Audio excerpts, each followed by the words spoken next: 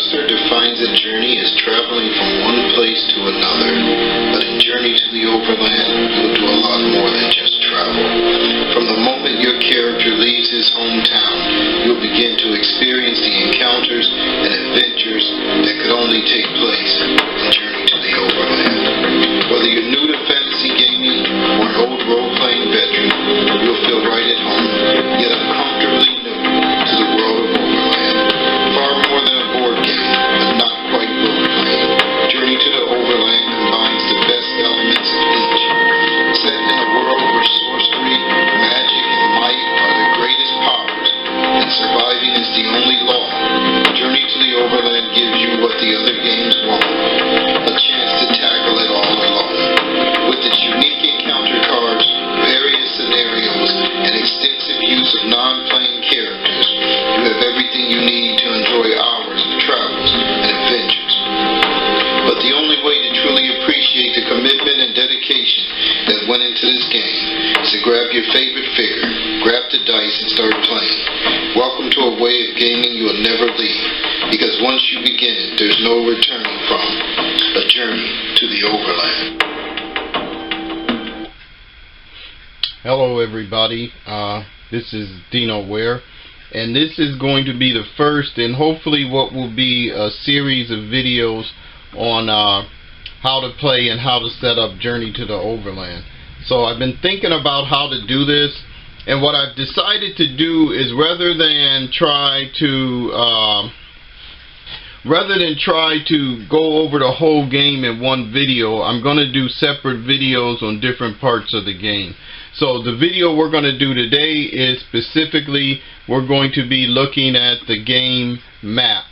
And so the way we're going to do that is I'm going to try to call the map up here on my computer, and I'm going to go through the map with you and kind of just point out some of the things that I think are going to be important for you when you're first starting out. So let's get that open up here. Maps. Let's get a simple one. I need a small one, a smaller resolution. Okay, so this is the initial game map, and everybody's going to get, you know, a map in their game. And one of the things I have been proud of is that most people that have gotten the map have really been impressed with the quality of it, and so that was very important.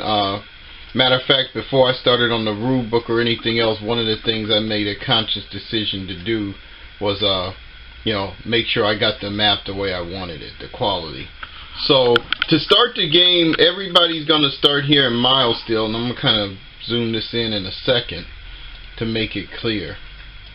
And this is Milestone here, which is right there. And everybody begins play here if you play as a human.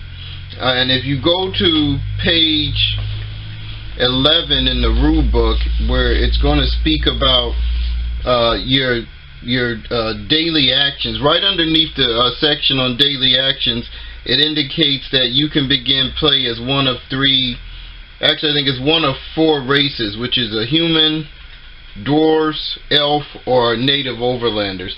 So the humans will begin here in Milestone. If you decide to play one of the other races, for example, if you play the dwarves, you're going to begin here in Dwarftown, which is a little bit to the north and west. If you play elves, you're going to begin here in Elf Mountain, which is this structure here. I will say if you play dwarves, your beginning location is actually Dwarf Town, which is right there, as opposed to Dwarf Haven, which is right there.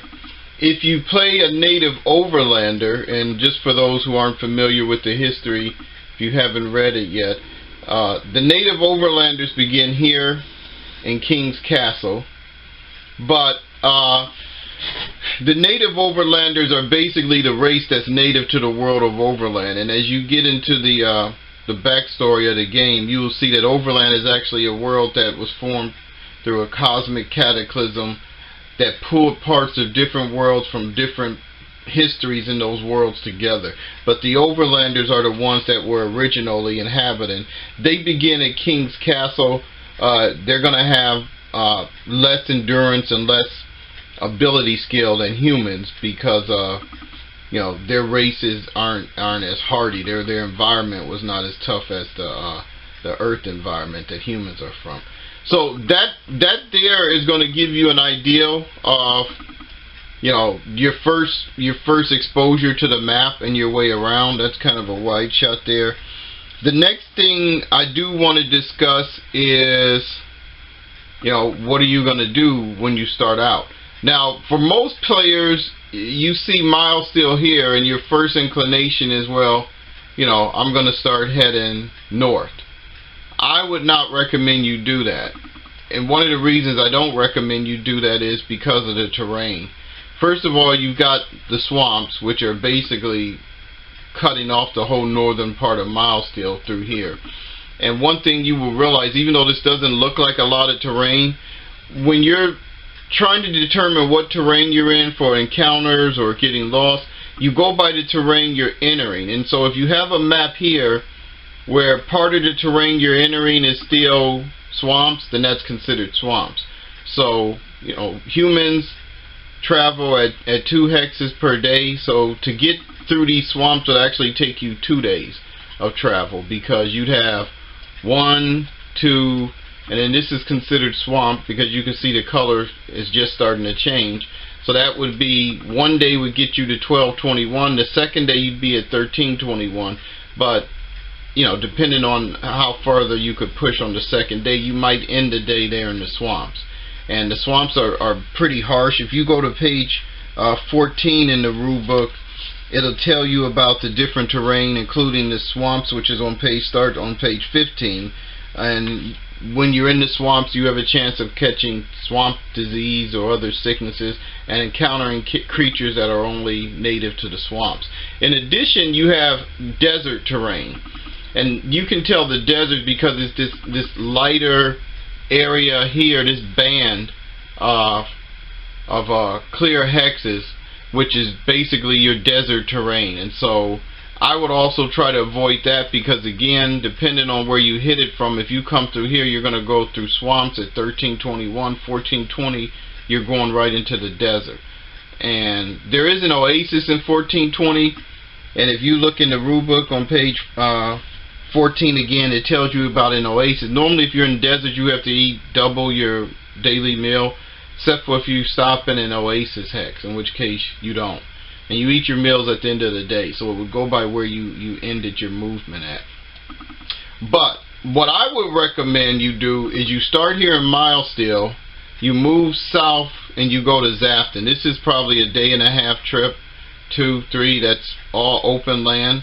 So you shouldn't have any real bad encounters. You can get to Zafton, and from Zafton you can actually maybe seek news and information, try to get an audience with the mayor, see if anything is going there. Zafton is considered the port town of Overland, so a lot of the encounters may be related to things going on in the sea or the ocean, or just related to that. But either way, it's the more civilized route.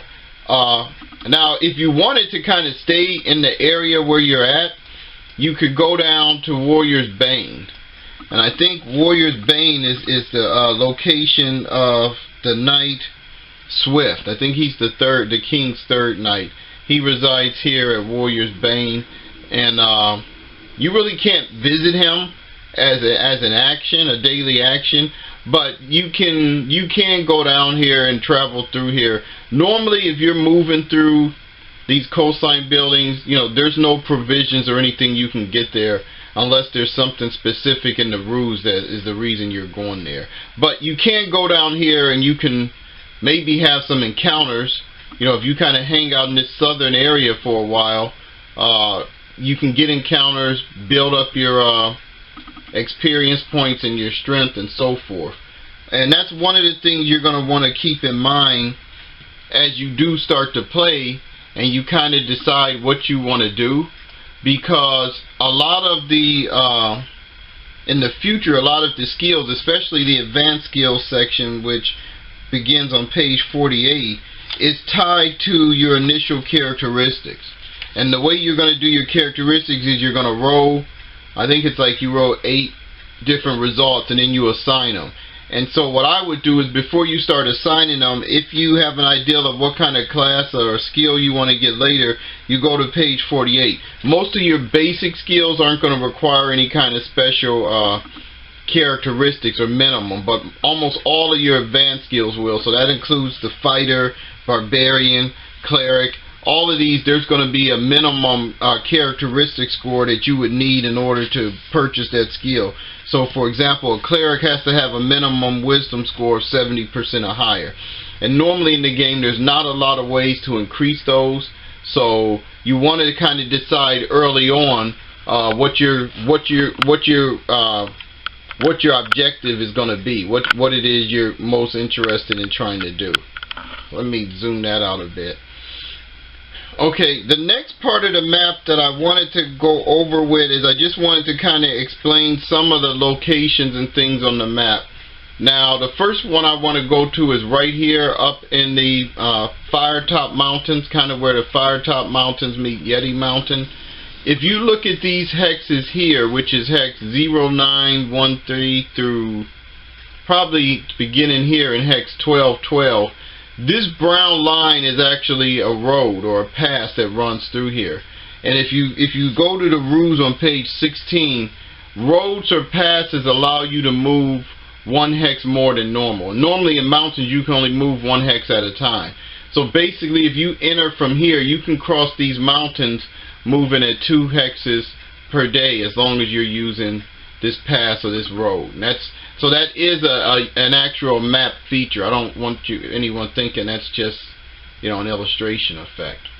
The next thing I want to show you is, you have Yeti Mountain here, and in the rules it talks about Yeti Mountain. It doesn't give the exact hex, but it says the entrance.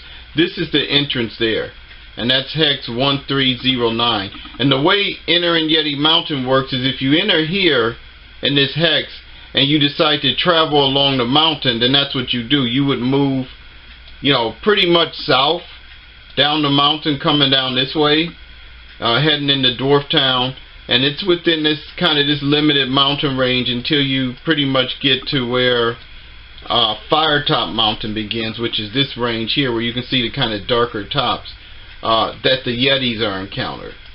So that's another map feature. You have here, this is the Deadman Ditch.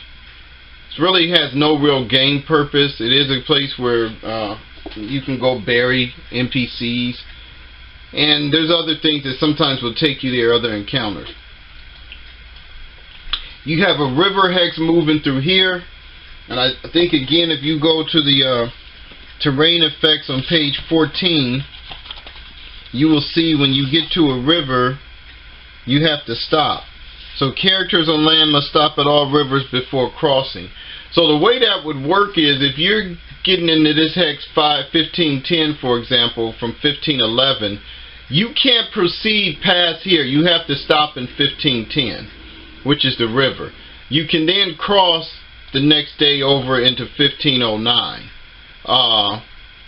You know, but say if you went through here through 1510 to 1409, you'd have to stop. And you'd have to stop again before you could go up into 1509 if you were trying to come through this path here.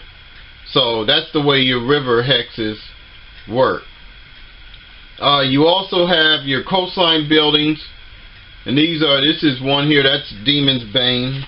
Not all of them have NPC characters that reside there. I think Pirate's Bane, Rebel's Bane, and Warrior's Bane are where the 3 knights is. So Pirate's Bane is up here, and for game purposes, you know, you can cross from 1305 to 1105. Pretty much as there's sort of like a land bridge there, which is what that represents. But also ships can pass through there. Same thing with the Aorta Pass. This is considered an open area, but you can't walk through here in order to get through the Aorta Pass. So basically, in order to get to the unknown islands, you would need a boat or some type of ship. There's no land bridge there.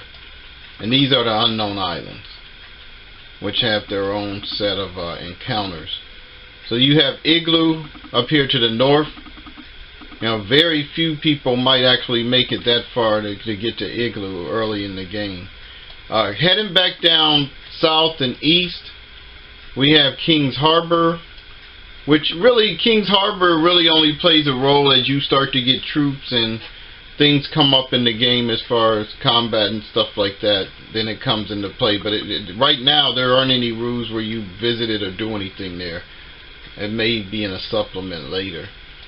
So going further on the map, we have Wood Dam, Marsh Monastery. This is where you would go to train if you wanted to become Dragon Slayer. That's where the monks are at.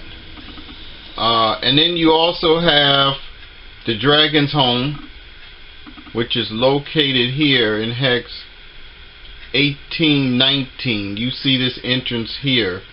That's the entrance to the Dragon Valron's home. And you know, one thing you should remember is every 2 weeks you have to roll, because he flies out of here and he will essentially terrorize or lay waste to certain parts of the kingdom. We have Hero's Bane, which is another one of the Bane Knights fortresses. I don't think there's a knight station there. Rebel's Bane. This is where Horatio, I think the second knight, is located in Rebel's Bane.